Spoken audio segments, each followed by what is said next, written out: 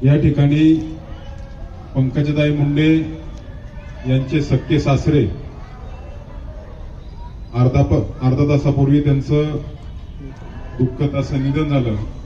त्यामुळे ताई आलेल्या अर्ध्या रस्त्यामधनं रुबी हॉल या हॉस्पिटलला गेलेल्या आहेत।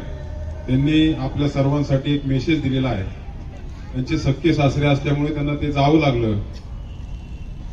नमस्कार,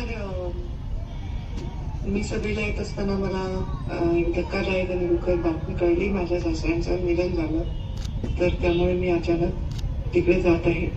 तर मी सभेला येऊ शकणार नाही, कल्पना असावी।